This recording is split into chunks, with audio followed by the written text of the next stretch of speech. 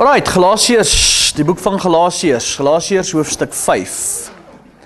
So as jy jou Bybel by jou het, Galasiërs hoofstuk 5. Om net vir die agtergrond weer eens te gee, Paulus skryf die brief aan die Galasië, wat hy hulle vermaan, wat weer teruggeval het, wat op bekering gekom het, weer teruggeval het in die Joodse kultuur, die Joodse tradisies en die wet in. En hy het hulle bietjie sterk aangespreek in die boek, in die eerste paar hoofstukke. En nou gaan ons vanaand optel in Galasiërs hoofstuk 5. En ons gaan nou verder lees wat hier so gebeur. Galasiërs hoofstuk 5 en ons lees daar vanaf vers 1. Hy sê, staan dan vas in die vryheid waarmee Christus ons vrygemaak het en laat julle nie weer onder die juk van diensbaarheid bring nie. Ons herhaal hom weer. Staan dan vas in die vryheid waarmee Christus ons vrygemaak het en laat julle nie weer onder die juk van diensbaarheid bring nie. Jy sê die hele konsep van die wet was, en die hele konsep van die wet is om mense te forceer om te probeer om heilig te lewe en om te probeer om vir God aanvaarbaar te wees. En die hele punt is net, jy kan nie enigstens uit jouself uit jou redding bewerkstellig nie, en jy gaan nooit perfek en volmaak wees. Al jy perfek en volmaak is omdat jy gewas is deur die bloed van die lam. So wanneer God na jou kyk, sien hy jou gewas deur sy seun. Hy sien jou gereinig deur sy seun. En wat Paulus hier vir hulle probeer skryf het is, staan vas in julle vryheid, waarmee Jesus julle vrygemaak het. Hy het vir julle die prys betaal in die kruis, sodat jy nie meer onder daardie moes sit nie. Wat hulle nie besef het nie, is dat die wet was 'n tydelike stelsel gewees. Die wet was slegs tydelik gegee, tot en met Jesus sou kom. Ons het dit al gelees in hoofstuk 3. Wat hy gesê, die wet was tydelik gegee, was net gegee om hulle in bewaring te hou. En ons het nou met die vorige lesing het ons gekyk, ons nou gehoor, dat hy gepraat van die erfgename, dat as jy 'n kind is, kan jy nie erf nie, net soos met 'n diensknegt en so aan. Maar toe die volheid van die tyd gekom het God sy seun gestuur, en toe Jesus gekom het, is die wet vervul, en is afgehandel. Wat nou dan beteken is, ek word nie meer gered deur my eie pogings, of deur offers wat ek bring, of deur om heilige name te gebruik, of om sabbatte te onderhou, of om feeste te onderhou, of enige wette wat vir my voorgeskryf is nie. Want die hele wet word vervul in een woord, en ons gaan later lees, jy moet jou naaste lief hê soos jouself, en jy moet die Here, jou God lief hê met jou hele hart en met jou hele siel. Jy sê, dit gaan oor 'n verhouding met die Here. Hoe wil God hê moet ek en jy hom dien? Here, omdat ek jy lief het, wil ek jy woord bewaar. Wil ek doen wat reg is. Nie omdat ek moet nie, maar omdat ek wil. Omdat ek in verhouding met u staan, omdat ek gewas is deur die bloed van die lam. Omdat u my lewe verander het, wil ek vir u lewe. Dit is die attitude. En hy sê, staan dan vas in die vryheid, waarmee Christus ons vrygemaak het. Want wat se wette was alles geweest? Jy mag nie sekere kos geëet het nie, jy mag nie sekere plekke heen gegaan het nie. Ekskuus. Jy mag nie sekere dinge, verstaan wat ek meen, hy was beperk geweest. As hulle byvoorbeeld op 'n Sabbat iets gedoen het, dan was hulle sommer gesteenig, sulke tipe goeders. Nou sê hy, staan dan vas in die vryheid waarmee Christus julle vrygemaak het. Dit gaan nie vir God oor die dag wat jy onderhou nie. Dit gaan vir God oor jou hart. Dit gaan nie vir God oor wat 'n vleis jy eet, of jy nou varkvleis eet, of jy 'n bacon eet, of jy nou nie bacon eet nie. Dit bepaal nie jou saligheid nie, dit bepaal nie jou redding nie. Wat jou redding bepaal is dat jy jou geloof plaas in wat Jesus in die kruis gedoen het. En hy sê vir hulle baie ernstig, staan dan vas. So wat kyk aan daai woordjie staan. Staan in hoofletters, hy beklemtoon dit, staan vas. Moen jouself nie laat brainwash deur hierdie snaakse leerstellings nie. En in vandag se tyd sien ons dit. Hoe baie mense val weer terug na die ding toe. Jy hoor dit oor en oor, wil mense jou weer onder 'n juk wil plaas. Wat is 'n juk? Wat is 'n juk?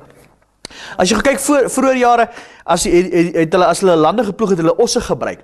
Het hulle so 'n stuk hout wat hulle oor die osse se nekke gespan het om hulle in te span.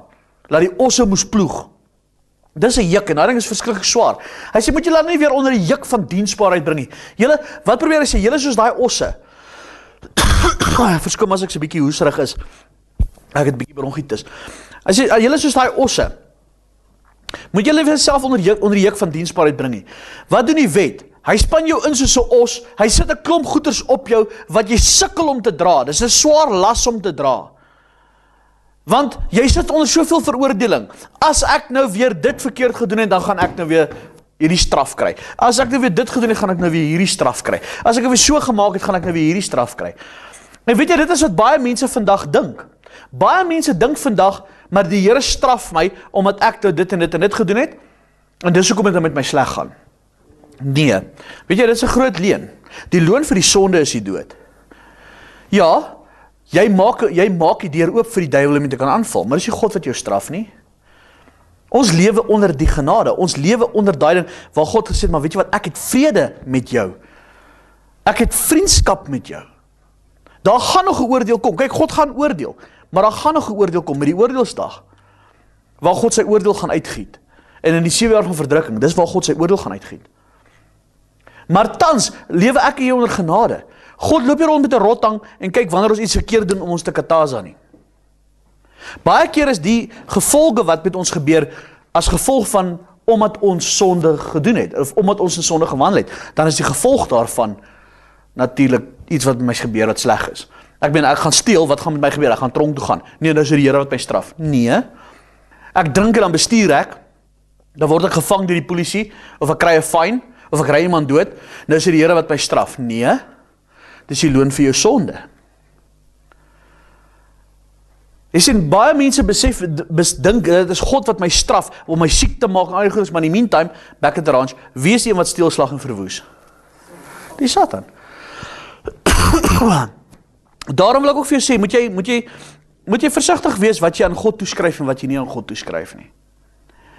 En dis wat die wet doen. Die wet bring ons weer onder daai juk van diensbaarheid, maar as ek nie so gemaak het, gaan ek gestraf word, want dis wat die wet gedoen het. As hulle die wet gebreek het, was hulle veroordeel. Dink byvoorbeeld, ek sê miskien so daai vrou wat oorspel gepleeg het. Hulle sou haar doodgegooi met klippe. Wat doen die genade? Jesus kom en hy trek 'n streep op die grond met sy hand, hy skryf op die grond en hy sê vir hulle, laat die wat sonder sonde is die eerste klip gooi. Wat doen hy? Hy probeer eintlik vir hulle wys, ja, julle is vinnig om te oordeel, maar julle staan self agter die deur. Julle het self ook dinge wat die dood verdien.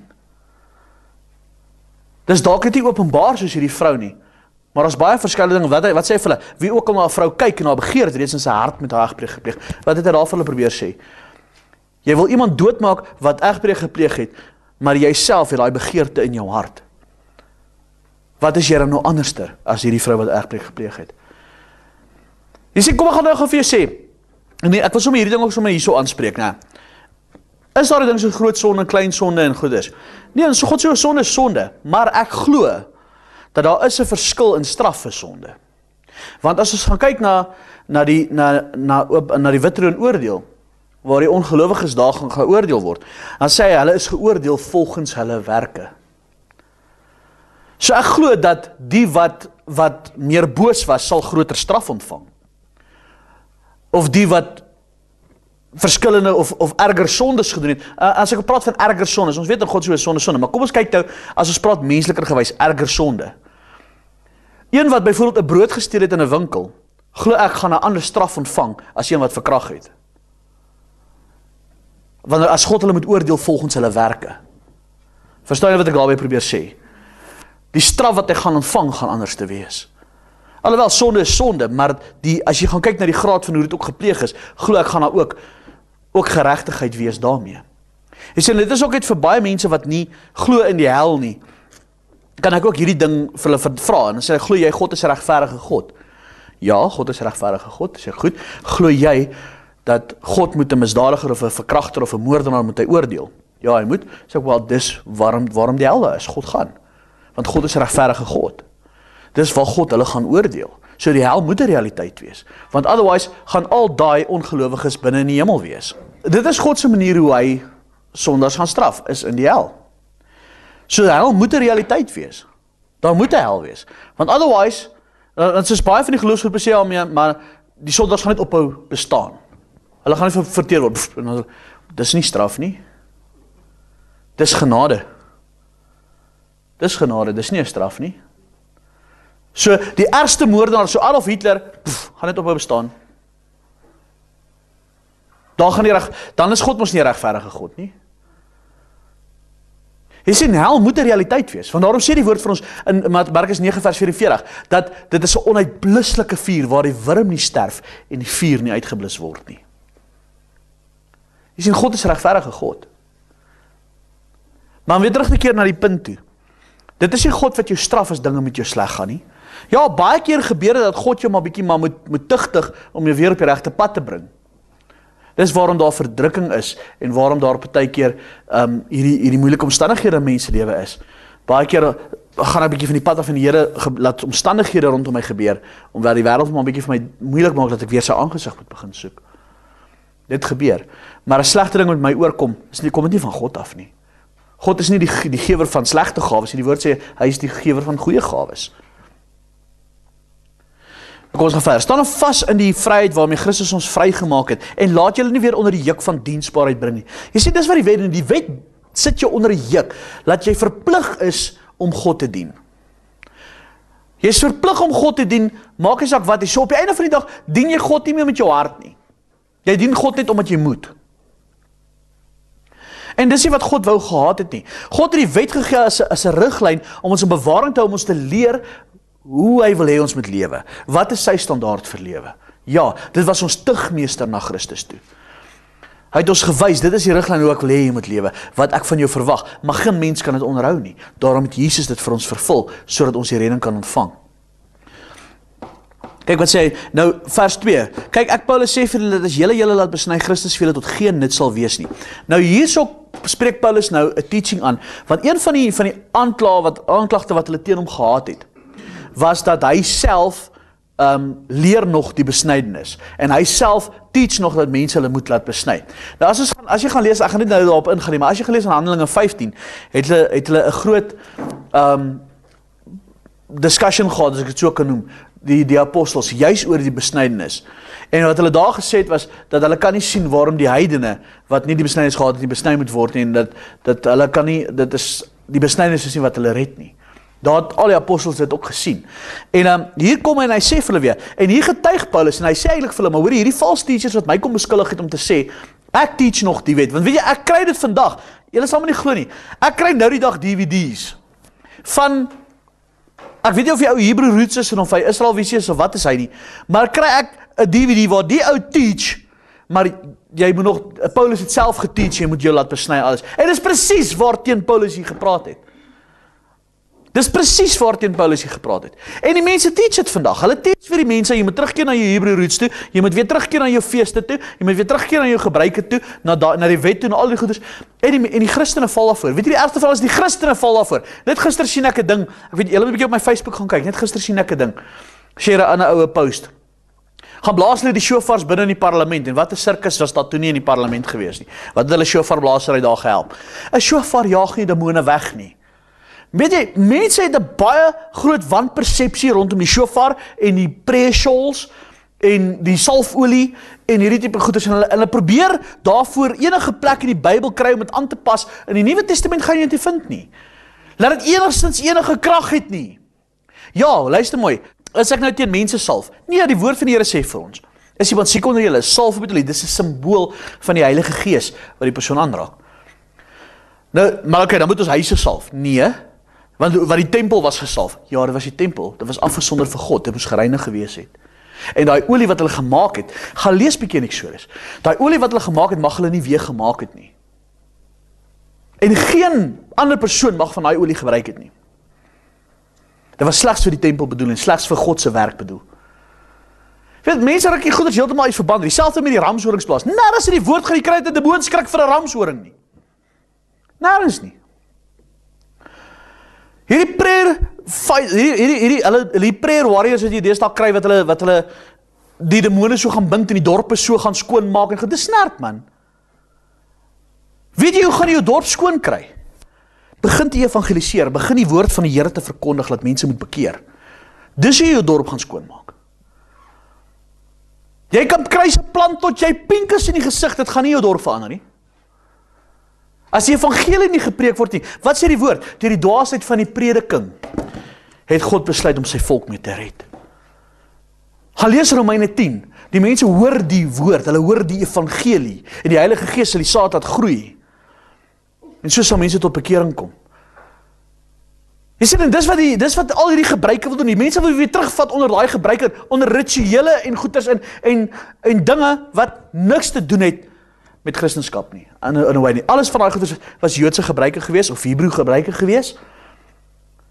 En dit het enigstens enige krag in die Nuwe Testament. Jy kan mense salf tot die olie van hulle afdrup, gaan hulle nie genees nie. Dan is nie die olie wat genees nie. Mense plaas hulle voorwerp van aanbidding op verkeerde goed. En op die einde van die dag raak hulle betrokke in 'n klomp goeders en dan maak hulle, en dit klink so reg, dit klink so heilig. Mense moet ophou om agter enige snaakse spiritual ding aan te hardloop. Hulle moet regtig oppas vir daai goeders. Weet jy, ek het daai beginsel in my lewe, if it's not in the scripture, I reject it. As ek nie sien die apostels en Jesus het dit gedoen nie, dan doen ek dit ook nie.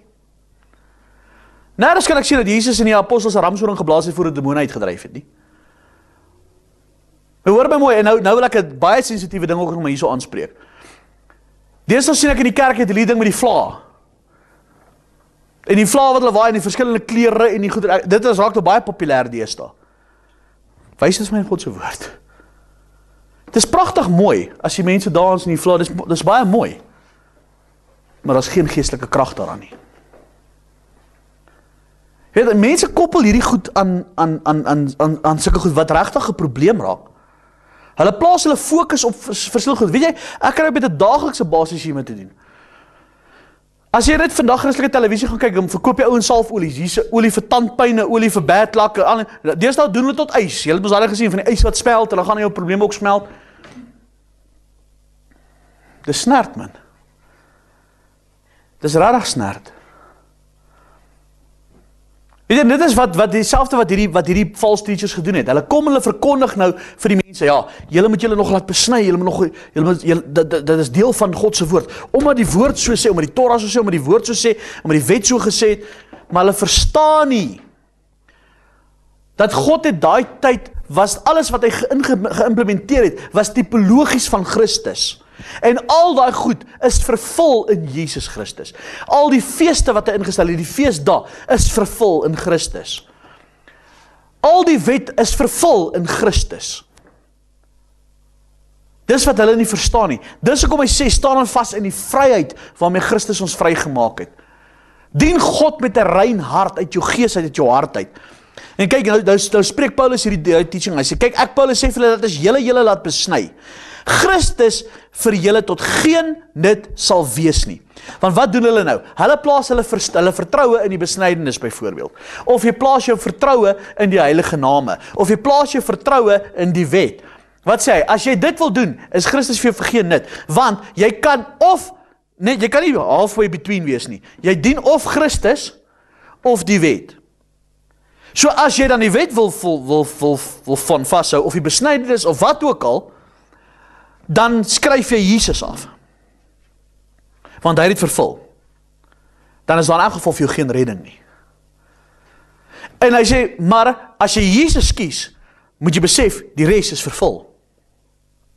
Die enigste weg tot lewe is deur Jesus Christus, wat hy gedoen het aan die kruis.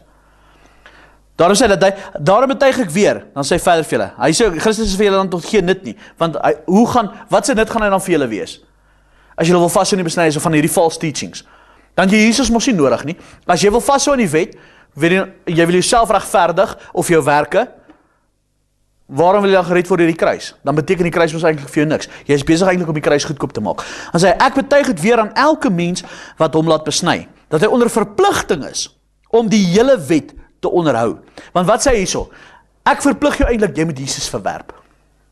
As jy die wet wil onderhou, sê ek vir jou, ek verplig jou dan, verwerp Jesus. Want dan beteken Jesus vir jou niks. Dis hoe kras hy dit nou vir hulle gestel het. Dat as jy wil jou laat besny, of die wet wil onderhou, want hy praat hier fisies van die besnydenis, omdat hulle geteach het, dat besnydenis belangrik was vir hulle redding. Maar sien nou in vandag se tyd, ek trek dit nou deur na vandag se tyd toe ook.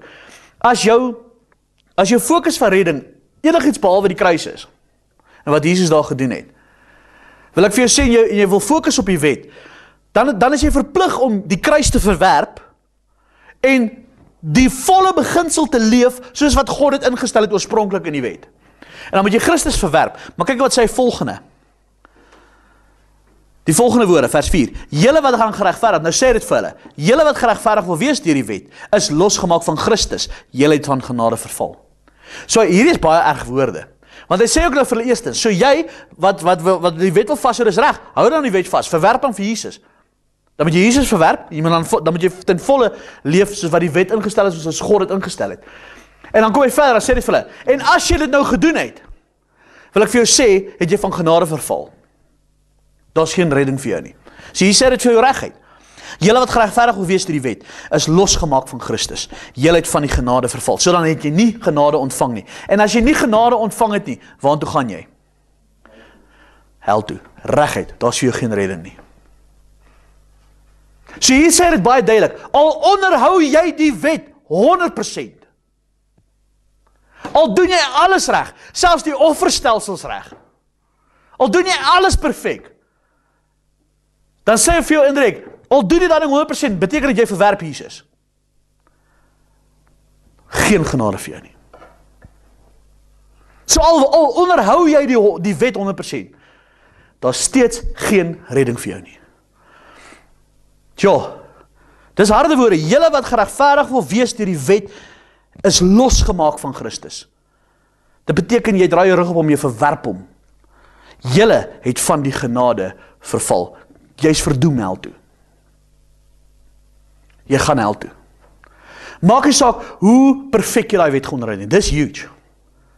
Maak nie so, jy wat jou prayer shawlkie wat glo daar's krag in die prayer shawl bid, jy wat glo in jou sofartjie blaas, jy in jou salfolietjie smeer, jy wat glo in jou Hebrew roots en jou heilige name en goeders, jy is verplig om die hele wet te onderhou.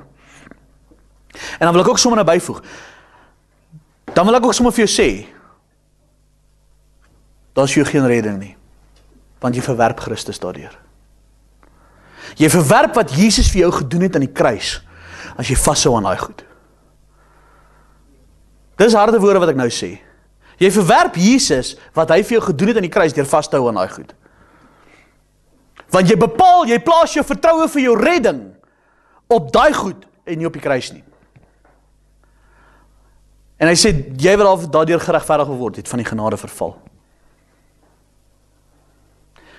Ek kan nie verstaan hoe mense hierdie goed nie kan lees nie, en dit nie kan sien nie. En mense wil die skrifte verdraai, tot hulle eie verderf.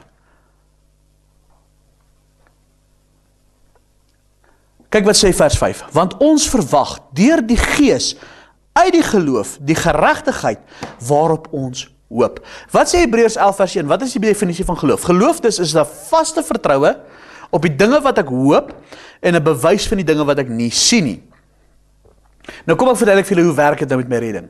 Wat is my hoop? Ek hoop op die ewige lewe saam met Jesus.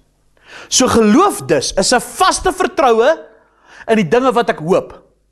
Wat is my hoop? Ek hoop die ewige lewe, die saam met Jesus Christus in die hemel. Ek het 'n vaste vertroue daarin, ek is gered. En dis 'n bewys van die dinge wat ek nie sien nie. Wat sien ek nog nie? Ek sien nog nie my redding nie. Ek is nog nie in die hemel nie. Maar my geloof daarin is vas, want waarin is my geloof vas? My geloof is in Jesus. As ek voor God moet staan en hy sê vir my, Henko, hoekom moet ek jou in die hemel toelaat? Here, nothing in my hands I bring, simply to thy cross I cling. Here, al wat ek het om te sê is, ek het my geloof geplaas in wat Jesus vir my in die kruis gedoen het. Sy offer het vir my betaal. Sy offer aan die kruis maak dit vir my moontlik. Want deur sy bloed is ek skoon gewas, is ek gereinig. Sy bloed was genoeg. Sy offer was genoeg. En ek plaas my vertroue en my hoop daarin. My hoop is op Christus. My hoop is op dit wat hy vir my aan die kruis gedoen het. My hoop is op die evangelie. Want Here, uit myself uit kan ek nie my redding bewerkstellig nie. Ek is te swak daarvoor. My hoop is alleenlik op wat Christus vir my gedoen het. Vers 6, want in Christus, kyk wat skryf hier, want in Christus het nog die besnydenis, nog die onbesnydenis enige krag, maar die geloof wat deur die liefde werk. Wat sê hy? Ons word nie gered deur die besnydenis nie. Hy sê, of jy nou besny is of nie, of jy die wet onderhou of nie, dit het enige krag nie. Dit het geen krag tot redding nie. Hy sê maar, ons word gered deur die geloof wat die liefde werk in Christus Jesus. Dis wat hy teks sê. Baie straightforward. Want ons verwag deur die Gees uit die geloof deur die geregtigheid waarop ons hoop, want in Christus Jesus het nog die besnydenis, nog die onbesnydenis enige krag. So die besnydenis, die wet, al die goeders, of jy nou besny is of nie, of jy die wet onderhou of nie, dit het geen krag nie. Gaan jou nie red nie. Hy sê, maar wat gaan jou red? Die geloof wat deur die liefde werk in Christus Jesus. Ek hoop dit maak sens. Right. Kyk wat sê vers 7. Nou sê hy vir hulle, julle het goed geloop. Wie het julle verhinder om die waarheid gehoorsaam te wees? So hy sê, julle het die pad so mooi gestap. Nou jy skielik raak julle van die pad af. Wat sê 1 Timoteus 4 vers 1? In die laaste dae, die Gees sê uitdruklik dat in die laaste dae sommige van die geloof afvallig sal word en leerlinge van duiwels sal aanhang. In die laaste dae gaan mense van die geloof afvallig raak.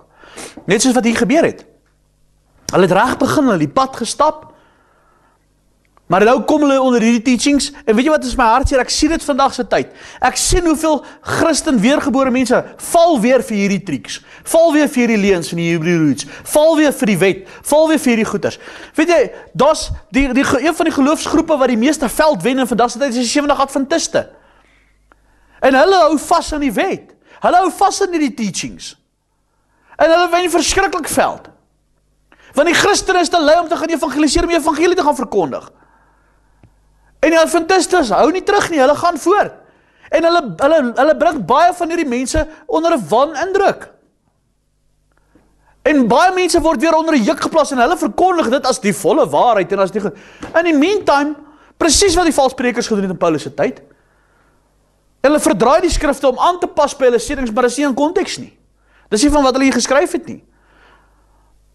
En as ek kyk weer eens, as ek teruggaan na die Israel Vision, die Hebrew Roots Movement, Christene wat die Here gevolg het, val nie voor. Want ewe skielik, deesdae sien ek as hierdie tendens, skryf die mense, skryf nie meer amen nie. Dan skryf hulle amen of iets. Want dit is ook een of ander, dan myself, amen beteken dit, ek stem saam. Nou kom hulle nie, maar as jy nou daai amen sê, dan bid jy nou weer Baal, en hulle, ag nee man. Weet jy, my God is regtig nie so kleinlik nie. Weet jy, regtig, mense moet ophou om na mense te luister, en wat sulke snaakse preachings bring, en hulle moet terugkeer na die suiwer evangelie van God toe. Weet jy, baie mense confused, ek noem het confusing the covenants. Hulle confuse die Ou en die Nuwe Testament met mekaar. Wat was die doel van, wat is 'n testament? Om mense vandag te kyk, wat is 'n testament? 'n Testament is 'n erfbrief.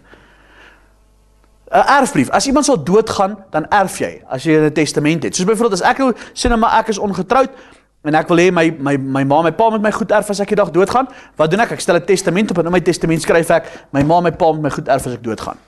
Nou trou ek die dag, en ek kry kinders. Nou wil ek my testament verander, ek wil nie meer my ma, my pa moet erf, ek wil nie my vrou, my kinders moet erf, wat doen ek? Ek verander my testament, ek herroep my testament, en ek maak 'n nuwe testament. En dan nou gaan ek die dag dood, nou kom my ma en my pa daar aan met hulle erfbriefie, en my vrou en my kinders kom aan met hulle erfbriefie, wie gaan nou erf? My vrou en my kinders, want hoekom, wat een is geldig? Die Nuwe Testament, dis dieselfde met ons Bybel, Ou Testament, Nuwe Testament. Ou Testament, die ou erfbrief. Wat sou hulle geërf het? Die ewige lewe. Wat moes hulle gedoen het om die ewige lewe te beerwe? Die wet en die stelsels en die goeders, alles onder die Ou Testament. Nou, sê God, right, dis volbring, ek gaan my testament verander, want my seun is gekruisig. Wat is my Nuwe Testament? Wat is die nuwe manier van redding? Hoe word ek gered? Jesus Christus, hom as gekruisigde, geloof in wat hy vir my gedoen het aan die kruis. Punt. Nou, as ek voor God gaan staan, hoe gaan God my judge? Op grond van watter testament? Die Nuwe Testament. Kan nie verstaan, mense kan nie daai goeders raak sien nie. Kyk wat skryf hy vers 7, lees weer vers 7. Julle het goed geloop, weet julle verhinder om die waarheid gehoorsaam te wees. So hy vra hulle, weet julle is mislei. Hierdie oortuiging kom nie van hom wat julle roep nie. So wat sê hy? Hierdie oortuiging wat hierdie ouens vir julle teach, kom nie van Jesus af nie. Daai hom, dis met die hoofletter gesê, hy praat van Jesus. Daai oortuiging van die wet en van daai leerstellings kom nie van Jesus af nie. Hier sê dit baie duidelik. Julle het goed geloop, weet julle verhinder om die waarheid gehoorsaam te wees. Hierdie oortuiging kom nie van hom wat julle roep nie. So, daai teachings wat julle wil terugvat na die Jodendom toe en daai goeders, kom nie van Jesus af nie. Kom nie van God af nie. Dit is nie deel van sy Nuwe Testament nie. Dit was 'n Ou Testament. Ek kan nie vir dit verstaan nie. Ek gaan weer terugkeer na Confusing the Covenants. As ek mos nou 'n Nuwe Testament opgestel het, gaan ek mos nou aanhou karring aan my Ou Testament en nog steeds vashou daaraan en nog steeds hofsaake gaan hê en allerlei goed. Ek gaan daai saak verloor. Want baie mense doen dit vandag, dan gaan iemand, ek het al baie gesien, 'n persoon het 'n testament opgestel, en hy het sy testament verander, nou sterf hy die dag, nou is die mense wat nou moes geërf het onder die eerste testament, nou nie baie happy, dan gaan hulle hof toe, en hulle fight, en hulle gaan te kere, en op die einde van die dag word die saak in elk geval uitgegooi.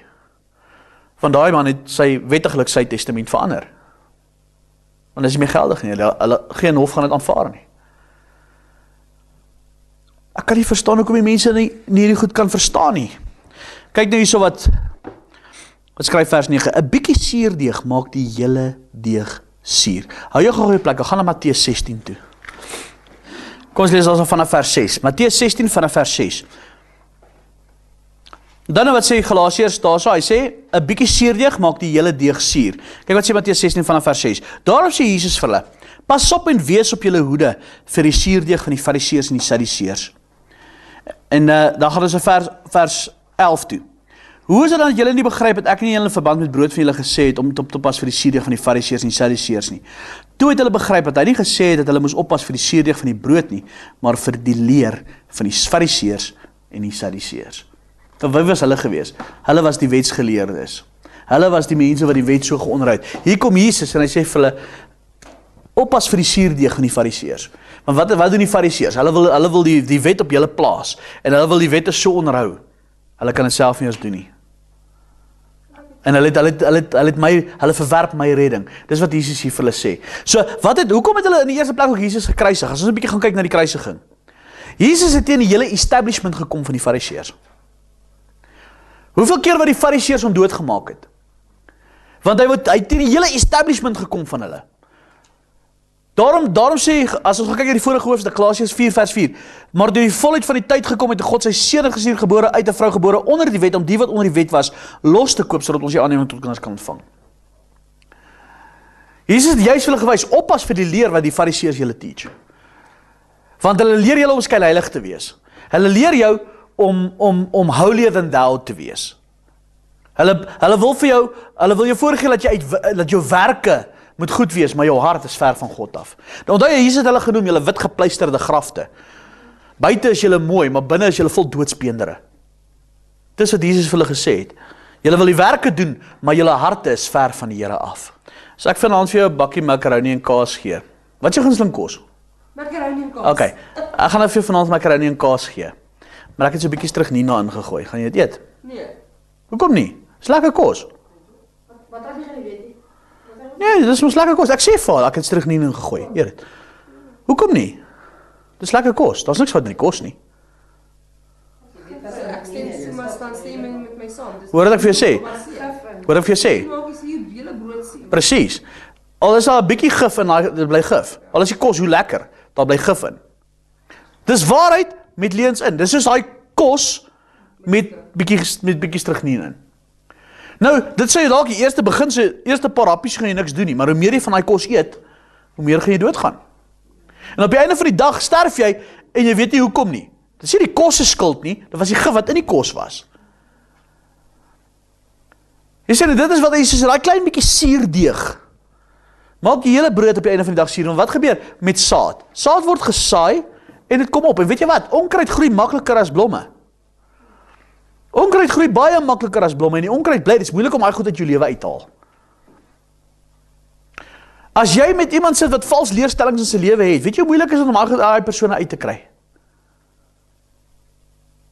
Weet jy, ek sal nooit vergeet nie, die dag toe ek my hart vir die Here gegee het.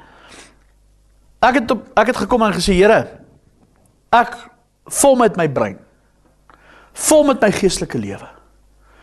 Ek wil niks onthou wat ek geglo het en ek wil nie vashou aan leerstellingkies en sulke tipe goeders nie. Ek vol met nou my hele hart, my brein, woep.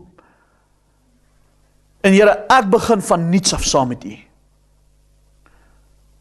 Weet jy, dis wat baie mense nie wil doen, want hulle tot bekering kom nie. Baie mense wil nog vashou aan dit, en hierdie goedjies. In plaas van dat hulle 'n skoonbreek maak en sê, Here, nou gaan ek toelaat dat U my verander. Ek gaan nie meer stry byvoorbeeld oor die doop nie, Here, want ek het my hart gevul met, ek gaan kyk wat die woord sê, en ek gaan dit vat, Nie wat mense sê nie, wat die woord sê. Nie wat 'n kerk sê nie, maar wat die woord sê. So, of ek nou geglo het, besprinkeling is reg, wanneer ek my hart gevormheid het, my brein gevormheid het van 'n betekenis, daar's niks. Here, ek gaan kyk wat die woord sê, en dit wat die woord sê, gaan ek vat as die waarheid.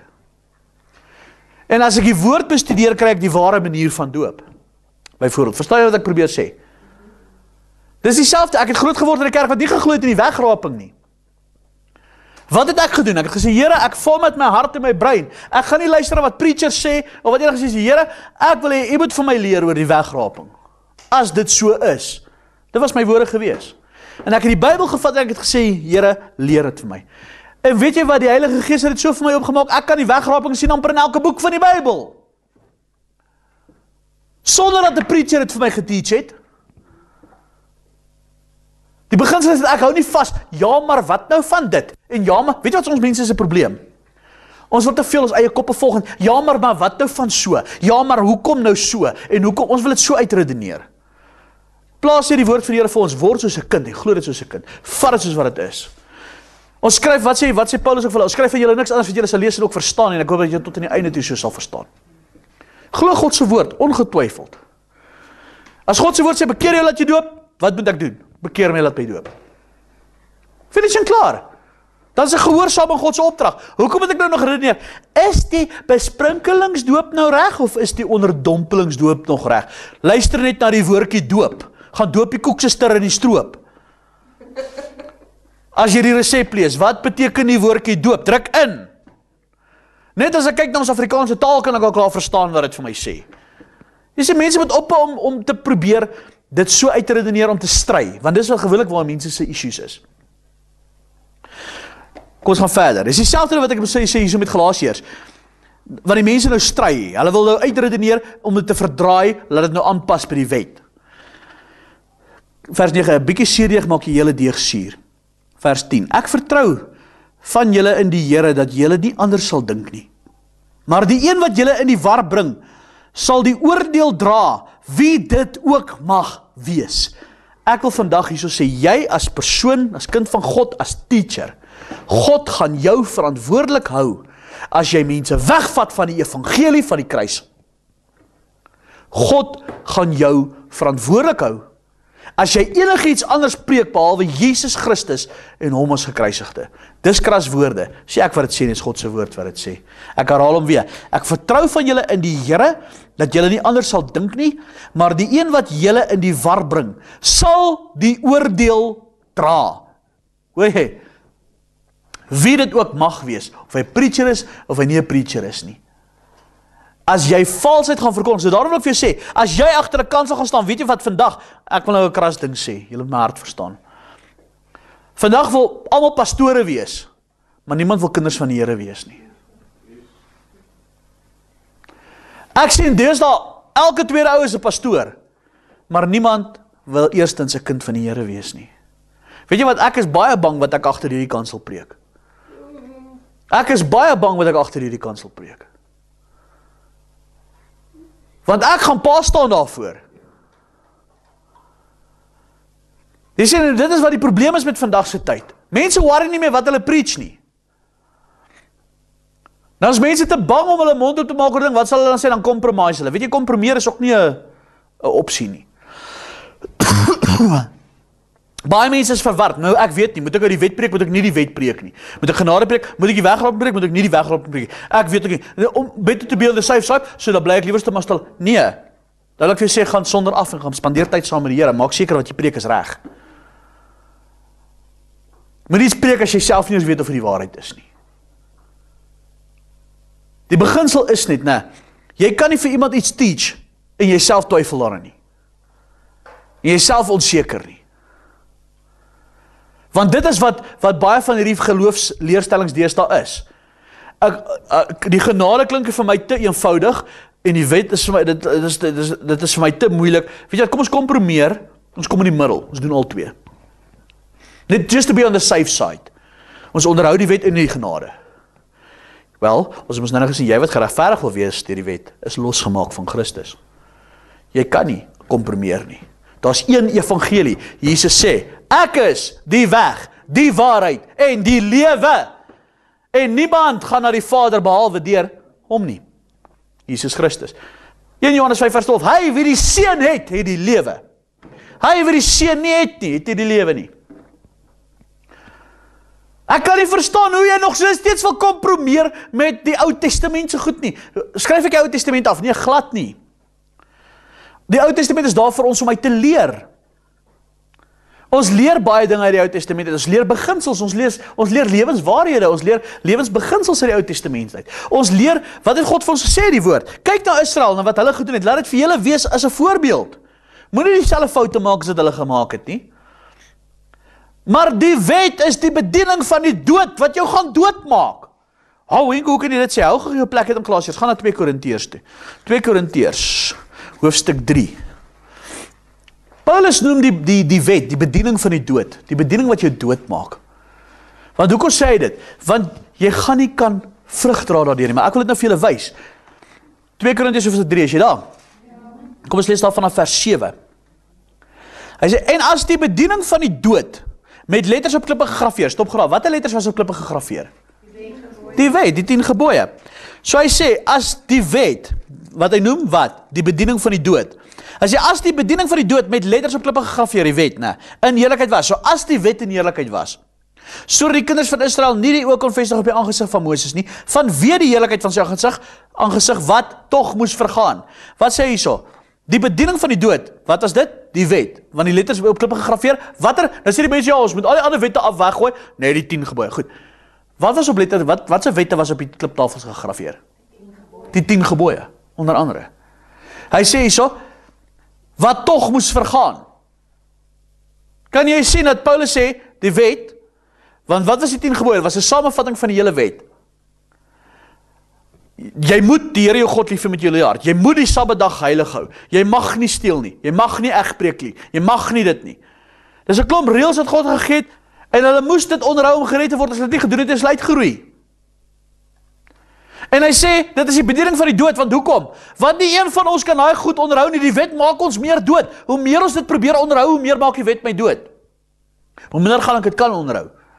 Want jy sien, die mense probeer die wet onderhou uit hulle self uit hulle eie vlees uit hulle eie mag uit, en hulle gaan dit nie kan regkry nie. En hy sê, dit moes tog vergaan. Kan julle dit sien in daai eerste vers? Dat die wet moes tog vergaan, né? Hy sê, hoeveel te meer sal die bediening van die Gees dan nie in heerlikheid wees nie. So hier's 2 bedieninge, hier's die bediening van die dood, wat die wet is, en dan sê hy, dan is die bediening van die Gees.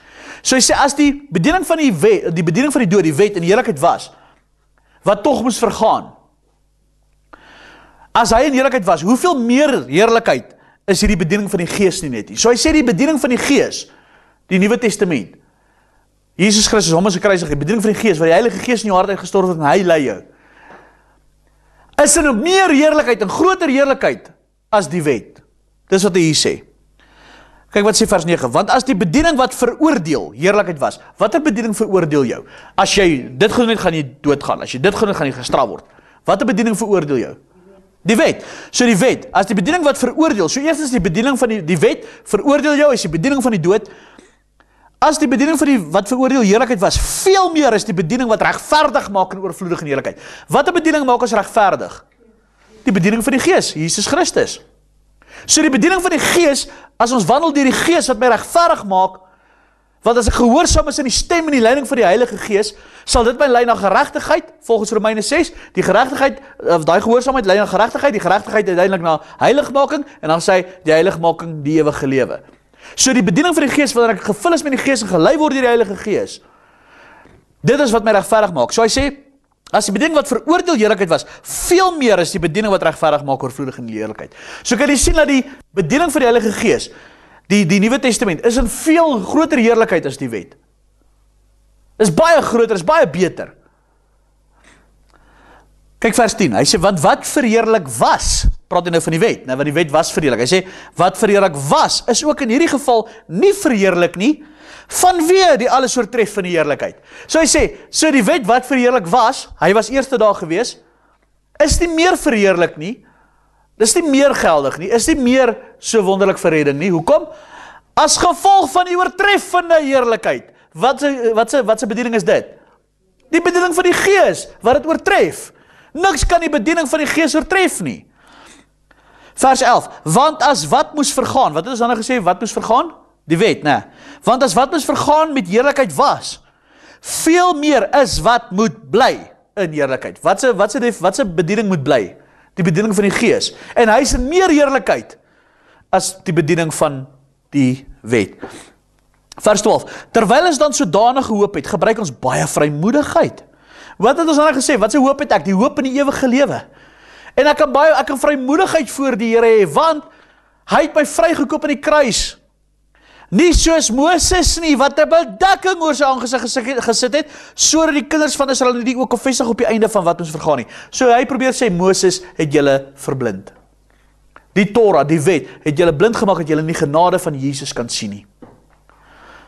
Die wet maak jou blind, dat jy nie die genade kan sien nie, want die wet plaas jou onder veroordeling. Dan gaan hy verder. Kyk vers 14, maar hulle sinne is verhard, want tot vandag toe bly by die lesing van die Ou Testament dieselfde bedekking, sonder dat dit opgelig word, die bedekking wat in Christus vernietig word. So hy sê, hierdie mense bly nog steeds by die lesing, en eintlik die regte woord is die lering van die Ou Testament. En hy sê, wanneer jy daarin vashou, is jou oë bedek, is jou hart bedek. Jy kan nie sien wat die kruis vir jou doen nie. Hy sê dan, maar daai bedekking word in Christus vernietig. Die oomblik wanneer ek my geloof in Christus plaas, en ek die boodskap van die kruis verstaan, dan kom ek agter, maar weet jy, die wet kan my nie red nie. Die bedekking val van my oë af, ek sien Christus, dat hy is die weg, die waarheid en die lewe, nie my werke nie. Gaan hy verder, vers 15. Ja, tot vandag toe, wanneer Moses, dit is die Torah, die boeke van Moses, gelees word, lê daar 'n bedekking oor hulle hart. Want hoekom? Wat probeer hy sê? Want jou hart is wat God wil hê. Hy wil nie net jou dade hê nie, hy wil jou hart hê. Maar wat het die wet gedoen? Jy het God daaraan begin dien, omdat jy moet. Nie omdat jy wil nie, nie omdat dit vir jou 'n keuse is nie. Jy moes die wet onderhou, anders word jy sommer 'n muur doodgemaak. Nou sê God, ek gee my seun vir jou, en ek wil jy moet kies om my lief te hê. Dis die verskil. Ja, tot vandag toe wanneer Moses gelees word, lê daar 'n bedekking oor hulle hart, maar wanneer hulle tot die Here bekeer is, word die bedekking weggeneem. Ek meen, hoeveel duideliker wil jy dit hê? Kom ons gaan terug na Galasiërs toe, Galasiërs hoofstuk 5.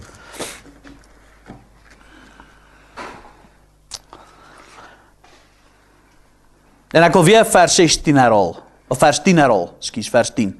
Ek vertrou van julle in die Here, dat julle nie anders sal dink nie, maar die een wat julle in die war bring, sal die oordeel dra, wie dit ook mag wees. Vers 11, maar ek broeders, as ek nog die besnydenis verkondig, waarom word ek nog vervolg? Nou, hierso kom hy gooi vir hulle so 'n bietjie van 'n curveball. Want onthou nou, die valspredikers het ons gesê dat Paulus self, hulle het ons die storie verkondig onder hulle gesê, Paulus self teach ons met die wet onderhou en ons moet besny word en alles.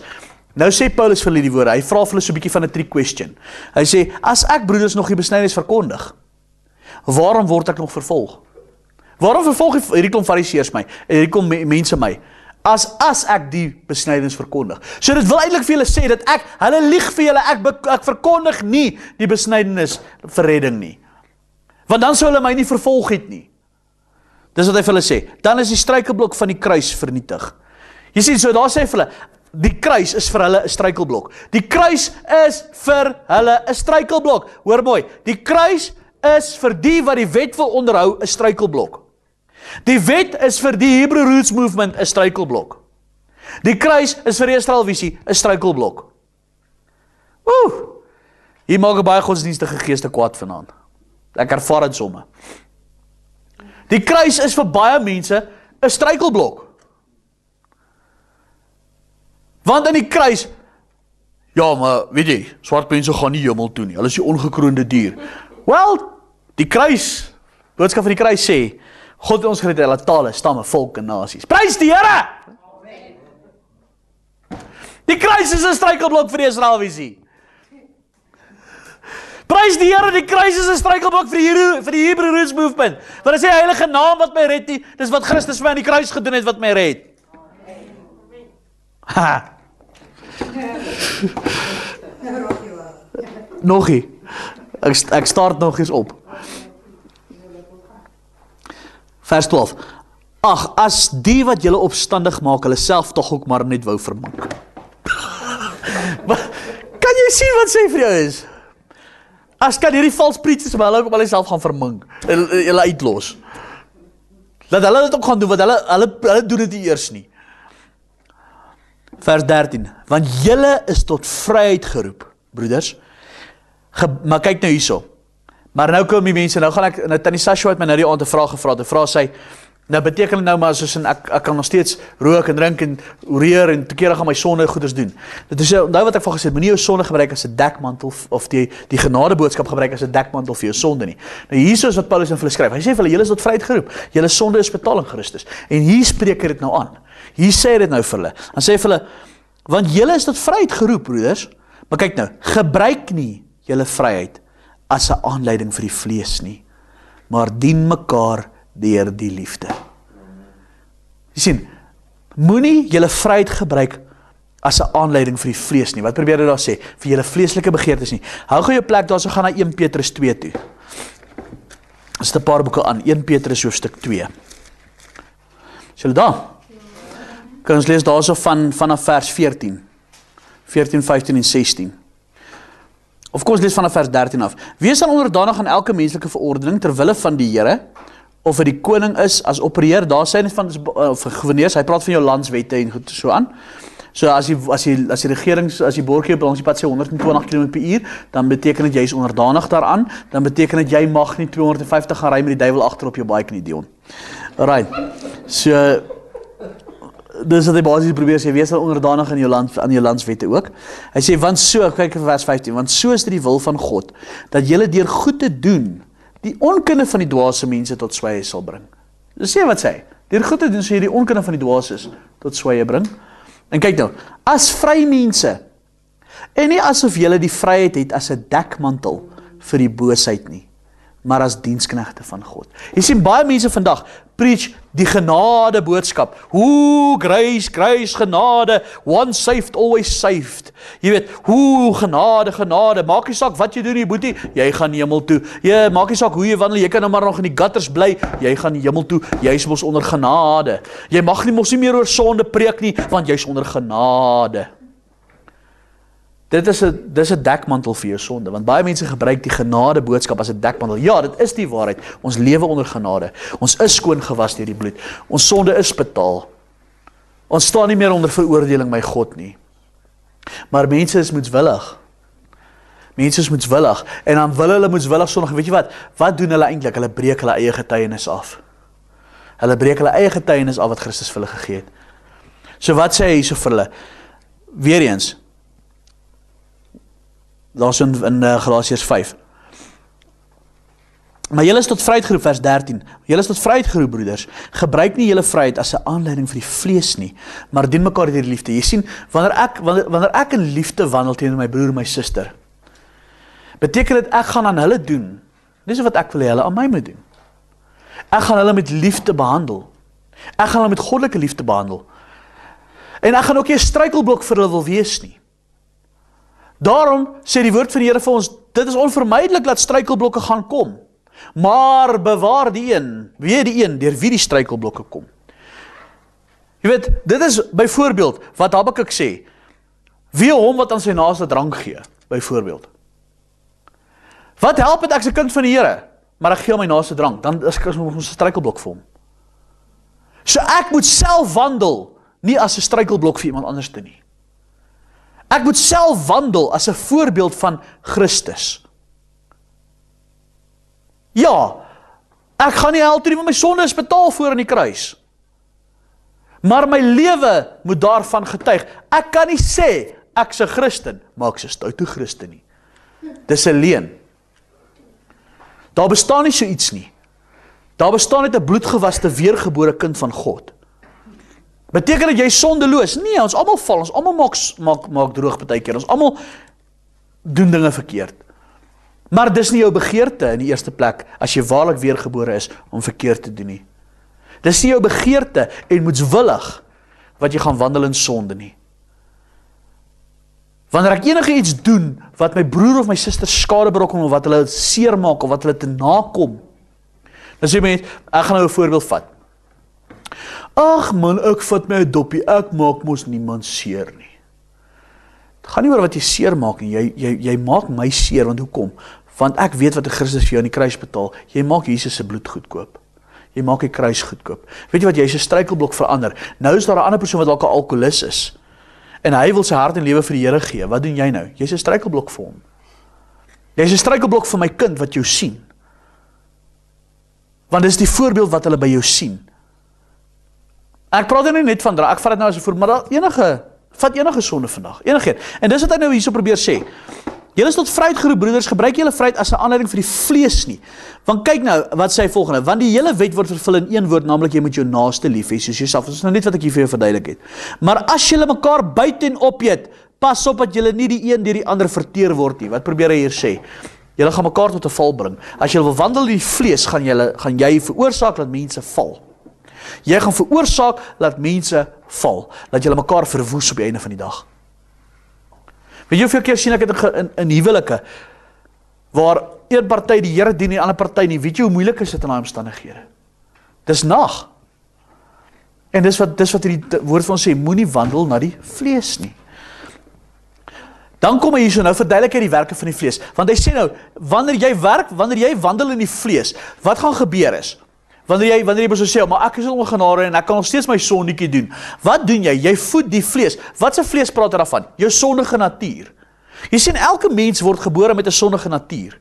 En dis hoekom ons weer gebore moet word. Ons word weer gebore sodat ons 'n nuwe karakter moet ontvang, 'n nuwe gees. Ons word gelei deur God se gees. Maar my sondige natuur is nog steeds in my. Hy raak nie dormant. Soos wat ek wandel deur die gees, raak my sondige natuur dormant. Maar as ek die vlees voed, as ek my sondige natuur voed, wat gaan hy met die gees doen? Hy gaan hom uitblus. Nou, dis hoekom mense terugval. Dis hoekom baie mense backslide. Want hulle kom tot bekering, hulle is op die geestelike haai, en dan voed hulle nog steeds, hulle bekeer hulle nie van hulle werke nie. Dis hoekom ek nog steeds sonde preek. Want hulle bekeer hulle nie van hulle werke nie. En wat doen hulle? Hoe meer hulle in hierdie vleeslike begeertes en hulle sonde wandel, hoe meer blus hulle die gees van God uit. En op die einde van die dag val hulle terug. En hulle is weer op die ou pad. En weet jy wat sê die woord van die Here vir ons? Jy kan verlore gaan. Jy kan verlore val. Jy kan terugval en jou saligheid verloor. En dis waarom predikers nog steeds moet sonde preek. Hulle moet dit preek, want hulle moet jou waarsku oor die gevaar van dit. Maar weet jy wat, wanneer jy jou vlees voed, wanneer jy daai sondige natuur voed, en jy hou vas aan daai moedswillige sonde, en jy bly wandel in sonde, wat doen dit met die gees? Kom ek wees so eerlik met jou, gaan toets jouself 'n bietjie, kyk 'n bietjie as jy die dag gesondig het, hoe lekker bid jy daai aand? Hoe lekker tyd saam met die Here spandeer jy daai dag? En weet jy, dis die gevaar, want jy blus die gees uit. En op die einde van die dag, dan sê die woord van die Here vir ons, blus die gees nie uit nie. Bedroef nie die Heilige Gees nie. Baie mense sê, maar ek hoor nie meer die stem van die Heilige Gees nie, okay? Wandel jy in sonde? Wandel jy in sonde? Gaan kyk 'n bietjie, want dan blus jy mos die Gees van die Here uit. Want die Heilige Gees kan nie saam met sonde loop nie, hy kan nie. Jy sê, dis waar baie mense daai punt mis. So, dis hoekom ek sê, weergebore beteken, ek blus die sondige natuur uit, hy gaan dood en ek wandel deur die Gees, nie deur die vlees nie. Ek luister na die Heilige Gees se stem in my lewe, nie na my vleeslike begeerte nie. Wanneer hy tannie daar opspring voor op die TV, sê my vleeslike begeerte, hey, party time. Dan sê die Heilige Gees vir my, dit gaan God nie behaag nie. Dan het ek 'n keuse. Gaan ek nou, hey, party time, of gaan ek nou sê, Here, ek onderwerp dit aan U, en ek sraai TV af, en ek kruisig my sondige natuur, en ek wandel deur die Gees, en ek is gehoorsaam aan die Heilige Gees se stem. Wat gebeur dan? Dit bring my nader aan God. As ek nou in my binnekamer gaan en gaan bid, gaan ek nader aan God beweeg. Ek gaan God se teenwoordigheid ervaar. Maar nou het ek met die tannie daar gekarfoefel, op die TV, as ek dit so kan noem. Nou wil ek in my binnekamer gaan. Wat se vrymoedigheid het ek teenoor God? Jy sien, want my sondige natuur blus die Gees uit. Ek hoop dit maak sens dat ek vanaand vir jou probeer leer hierso. Dit is hoekom predikers nog steeds met sonde preek. Sonde kan jou hel toe vat, want as jy nog steeds daaraan vashou, gaan dit jou naderhand so uitblus, dat jy naderhand geestelik dood gaan. En op die einde van die dag val jy terug. There's no such thing as one saved, always saved. Daar is nie 'n ding soos een gered, altyd gered nie. Jesus sê, God se woord sê, Johannes 3 vers 16, want so lief het God die wêreld gehad, dat hy sy enige gebore seun gegee het, sodat elkeen wat in hom glo, nie verlore, mag gaan nie. In die nuwe vertaling sê hulle, sal gaan nie. Die nuwe vertaling glo once saved, always saved. Maar die ware, gaan lees die King James, gaan lees die ou vertaling sê, sodat niemand verlore mag gaan nie. Nou as jy nie verlore mag gaan nie, beteken dat jy kan terugval. Jy sê, jy kan terugval en jou saligheid verloor. Kom ons gaan verder, hy sê nou, dan praat hy hierso van hoekom moet ons deur die gees wandel, en hoekom, onthou, hy het ons nou gepraat van, moenie die genadeboodskap gebruik as 'n dekmantel vir jou sonde nie. Vers 16, maar ek sê, wandel deur die gees, dan sal julle nooit die begeerlikheid van die vlees volbring nie. Hier het ek dit mos nou net vir jou verduidelik. Wandel deur die gees, dan gaan jy mos nooit deur daai begeerlikheid van die vlees volbring nie. Kyk wat sê hy, want hoekom moet jy deur die gees wandel? Want die vlees begeer teen die gees, en die gees teen die vlees. En hulle staan teenoor mekaar sodat jy nie kan doen wat jy wil nie. Jy sien, jy moet doen wat die gees jou leer. Jy kan nie doen wat jy kan nie doen wat jy wil nie. Beteken dit, die gees gaan jou oortuig dit is verkeerd. Hy wil jou nader aan God toe bring, maar jou vleeslike begeerte, jou sondige natuur, wil die hele tyd die sonde hê. En die twee clash met mekaar. Dan sê ek kan nie net doen wat ek wil nie, want ek staan, wat bedoel jy kan nie doen wat jy wil nie. Ek kan nie doen wat my sondige natuur wil nie. Want hoekom? Want die gees lei my. Daarom kan ek nie doen wat ek wil nie. Ek kan nie doen wat ek wil deur my sondige natuur, want die Heilige Gees lei my. Maak dit sens? As die Heilige Gees my luister, ek gehoorsaam die stem van die Heilige Gees, wat gaan gebeur? Ek gaan nie deur die vlees lewe nie. So hy sê, vers 18, maar as julle deur die Gees gelei word, dan is julle nie onder die wet nie. Want hoekom? Want, eerstens, as ek deur die Gees gelei word, is ek nie meer onder die wet nie. Wat bedoel dit? Want ek dien God uit my hart uit, omdat ek is gehoorsaam aan die stem van die Heilige Gees, en ek is gereinig, ek is skoon gewas. Maar, as ek in my sondige natuur wandel, val ek in die sonde van die sondige natuur, wat doen ek dan? Breek die wet, ek oortree die wet, in die sens van, wat gaan my oordeel? Die wet. Maak het sens wat ek alweer probeer sê. So as ek deur die gees lewe, is ek nie onder die wet nie. Ek is vrygekoop. Maar as ek wil wandel deur die vlees, as ek daai kwessie kom van, ag maar, ek is mos gered, so ek kan mos aanhou sonde doen, want ek is mos nog alright. Wel, wil ek vir jou sê, dan gaan jy 'n surprise kry, want vir die witterin oordeel, gaan die geoordeel word volgens die werke, wat hulle gedoen het. In die sens van, daar is nie betaal vir daai sonde nie. Want as iemand miswillig sondig, ek maak die kruis goedkoop. Ekskuus. Kyk in vers 19, nou kom hy sê, die wet veroordeel jou en openbaar die sonde. Dis wat hy basies daar so sê, as jylle deur die gees gelei word, dan is jylle nie onder die wet nie, want hoekom? Die wet openbaar die sonde in my lewe. Die wet maak het vir my oop. As ek sonde doen, weet ek, deur die wet openbaar vir my, maar Henko, jy dit en dit en dit en dit gedoen. Want die wet openbaar die sonde. Wat sê vir ons Romeine? Ek sou nie die sonde anders te leer ken het, behalwe deur die wet nie. Die wet leer ons wat sonde is. So die wet leer my wat is sonde, maar word ek gered deur volgens die wet te lewe? Nee. Die wet openbaar die sonde. Ek moet deur die gees lewe. Deur wat se gees dit? Gehoorsaamheid aan die Heilige Gees se stem. So die wet is op my hart geskryf. Ek weet wat God wil hê ek moet doen. Ek weet hoe God wil hê ek moet lewe en ek dien God omdat ek hom liefhet, omdat ek in verhouding met hom staan. So eerstens ek het God lief. Ek lewe volgens sy woord omdat ek wil. En as ek volgens die vlees lewe, dan kom die wet en die wet sê vir my, hey, jy doen verkeerd, want jy weet dit is verkeerd. En dit vat my verder weg van God af. Jy sien, dit dryf my om terug te keer ook na Jesus toe.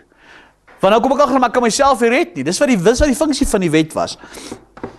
En die werke van die vlees is geopenbaar. Nou kyk wat openbaar dit. Wat dra die vrug van die gees? As jy wil wandel deur die sonde, as jy na jou sondige natuur die hele tyd luister, wat bring dit op? Dit is die vrugte van die vlees. Dit is wat die vrugte van die vlees opbring, as jy luister in die sondige natuur. Oorspel, hoerery, onreinheid, ongebondenheid, afgodery, towery, vyandskap, twis, jaloersheid, toornigheid, naaiwer, tweedrag, partyskap, afguns, moord, dronkenskap, brassery en dergelike dinge, waarvan ek julle vooraf sê, soos ek al vroeër gesê, dat die wat sulke dinge doen, die koninkryk van God nie sal beerwe nie. So, wat probeer hy vir ons sê? Die werke van die vlees, wanneer ek deur die vlees wandel, wanneer ek luister na my sondige natuur, openbaar hy al hierdie sonde in my lewe, oorspel, hoerery, onreinheid, ongebondenheid, afgoderry, towery, vyandskap, twis, jaloersheid, toornigheid, naaiwer, tweedrag, partyskap, afguns, moord, dronkenskap, brassery en dergelike dinge, waarvan ek julle vooraf sê, soos ek al vroeër gesê het, die wat sulke dinge doen, die koninkryk van God nie sal beerwe nie. Jy sien, as jy deur die vlees lewe, sal jy deur die vlees sterwe. Dit beteken dit dan, jy sal in die verderf opeindig en jy gaan geoordeel word deur die wet. Want die wet gaan jou veroordeel, want al daai sondes wat daar genoem word, is dit goeders wat teen die wet is? Ja. Word daai sondes in die wet genoem? Ja. Byvoorbeeld, jy mag nie ander gode voor my aangesig hê nie, is dit afgoderry? Ja. Jy verstaan wat ek meen? So, jy kan identifiseer, hier is alles sondes van die wet, wat die wet openbaar. Maar wat probeer hy hierso sê? Wanneer jy deur die vlees wandel, kan jy nie sê ek wandel deur die gees nie. Want wanneer ek die sondige natuur voed, kan ek nie sê ek is gehoorsaam aan die Heilige Gees nie, kan ek nie sê ek lewe onder genade nie. Want genade en boosheid gaan nie hand aan hand nie. Genade is juist wat jou vrygekoop het van hierdie goed. Dis juist die genade wat jou vrygekoop het, wat jou losgemaak het van hierdie goeders. Wat jou juist die vermoë gee om vry te kan lewe. Maar wanneer ek deur die sondige natuur lewe, wat doen ek? Ek wandel in hierdie sondes. En op die einde van die dag vat hierdie sondes, raak het al groter in my lewe en het vat my verder weg van die Here af. En op die einde van die dag verloor ek my saligheid. Omdat het skeiding veroorsaak tussen my en God. Omdat het my terugvat. En dan bring het my terug onder die wet. En wat doen die wet? Die wet veroordeel my, want hy sonde veroordeel my. Omdat ek daarin wandel. Ek hoop het maak bietjie sens. Maar, dan sê hy maar, die vrug van die Gees. Kyk, as ek gehoorsaam is in die leiding en die stem van die Heilige Gees in my lewe, as ek wandel daarvolgens, wat is die uitvloeisel daarvan? Liefde, blydskap, vrede, lankmoedigheid, vriendelikheid, goedheid, getrouheid, sagmoedigheid, selfbeheersing. Teen sulke dinge is die wet nie. Maar die wat aan Christus behoort, het die vlees met sy hartstogte en begeerlikhede gekruisig. Jy hoor, as ek aan Christus behoort, as ek sê, ek is gewas deur die bloed van die lam, ek lewe onder genade, dan het ek die vlees met sy begeerlikhede gekruisig. Dan beteken dit, wanneer ek deur die Gees lewe, lei die Heilige Gees my. En ek is gehoorsaam aan die stem van die Heilige Gees. Dit lei my tot heiligmaking. As ons dan deur die Gees lewe, laat ons ook deur die Gees wandel. Laat ons nie word soekers van ydelle eer wat mekaar uittart en mekaar beny nie. So hy sê, wat is hy beny? Dit beteken jaloers. Want die wet maak ons trots en hoogmoedig. Die wet maak ons holier than thou. So as ons ydelle eer soek, as ek deur die wet, ek is so goed, ek is so, kyk wat doen daai ene, kyk wat doen hierdie ene, dis holier than thou. Dis die attitude wat die wet openbaar in 'n mens se lewe. Maar die Gees is liefde en langmoedigheid, wat ons mekaar dra in liefde en langmoedigheid. En wanneer ons deur die Gees lewe, dan kry die Heilige Gees ook die geleentheid om ons lewe te werk. Want soos in baie gaan saam met my, ek gaan afsluit met Romeine 6. Gaan na Romeine 6, dit is 'n lang stuk Romeine 6, julle kan dit by die huis gaan lees, alles, maar ek wil dit so vlugtig vir julle wys.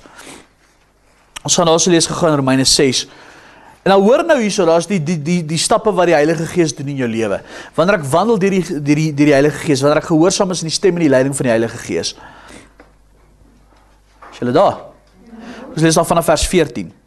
Want die sonde sal oor julle nie heers nie, want julle is nie onder die wet nie, maar onder die genade. So daar sê vir jou, die sonde sal nie oor jou heers nie. Want jy is nie onder die wet nie, jy is onder genade. Want wat beteken, jy is vrygekoop van die sonde, jou sonde is betaal. Dis wat ek ook die hele aand verduidelik. Wat dan? Sal ons sonde doen omdat ons nie meer onder die wet is nie, maar onder die genade? Dan sê hy, nee, stellig nie. Weet julle nie dat dan wie julle julleself as diensknegte tot beskikking stel om hom gehoorsaam te wees, julle diensknegte is van hom aan wie julle gehoorsaam is nie. So hy sê, die een aan wie jy kies, die vlees of die Heilige Gees, as jy aan daai gehoorsaam is, dis wie jy kies. So as ek sê, ek is gewas deur die bloed van die lam, is ek gehoorsaam aan die stem van die Heilige Gees wat my gaan lei, en nie aan die vlees nie. Want wat hy sê, aan wie ek gehoorsaam is, hy sê, of van die sonde tot die dood, so ek is of gehoorsaam aan die sonde wat lei tot die dood, of ek is die gehoorsaamheid tot geregtigheid. So as ek gehoorsaam is aan die Heilige Gees, dan wat doen dit? Dit lei my na geregtigheid toe. Maar ons dank God dat julle wel diensknegte van die sonde was, maar van harte gehoorsaam geword het aan die voorbeeld van die leer wat aan julle oorgelewer is. En vrygemaak van die sonde, het julle diensbaar geword aan die geregtigheid. So, omdat ek vrygemaak is, en ek wandel deur die Gees, is ek nou diensbaar aan Jesus Christus, ek is diensbaar aan sy woord, en ek is diensbaar om te wandel volgens hom.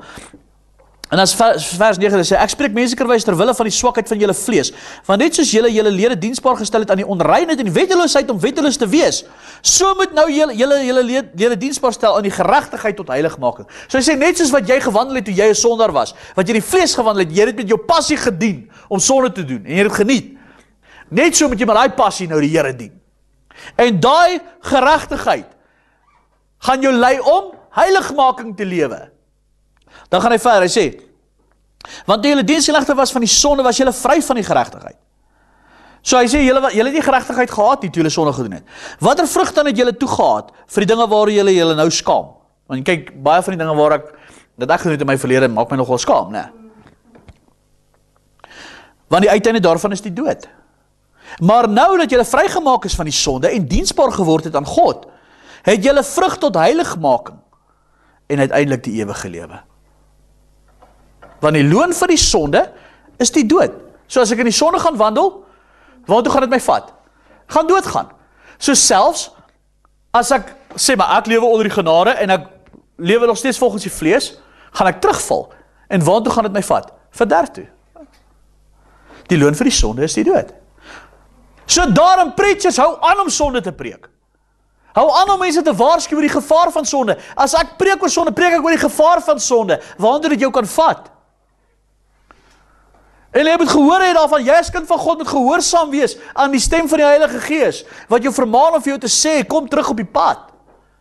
Want daai sonde kan jou verder wegvat van God af, en die einde van die dag kan jy jou saligheid verloor daardeur. Mense, ek preek hierdie goed ernstig, want weet julle wat, ek het dit baie gesien. Weet jy hoeveel mense het ek al gesien wat waaragtig tot bekering gekom het in die Here, 'n pad gestap het met die Here, maar dat hulle teruggeval in hulle sondige natuur in. Op die einde van die dag het daai mense so gesterf, en hulle is vandag verderf toe. Moenie laat dit met jou gebeur nie. Hy sê verder, want die loon vir die sonde is die dood, maar die genadegawe van God is die ewige lewe in Christus Jesus, ons Here. Amen. Kom ons sluit gou af. Vader, ek sê vir die dankie dat ons vanaand weer dat jy woord kon leer het. Here, dankie dat ons onder genade lewe. Dankie dat U ons vrygemaak het van die sonde. Dankie dat U ons die wet vir ons vervul het en ons lewe gegee het. Maar Vader, ek wil ook bid dat ons dit ernstig sal opneem hoe ons vir die lewe, Here. Dat ons vir die lewe uit ons harte uit opreg, Here. En ek wil bid, Heilige Gees, dat U ons sal kom lei, dat U ons sal kom leer en dat ons gehoorsaam sal wees daaraan, Here. Ek gee aan U al die lof en al die eer en al die aanbidding, Here, dat vir U groot en genade wat U vir ons geopenbaar het, Here, mag U verheerlik word in Jesus naam. Amen en amen.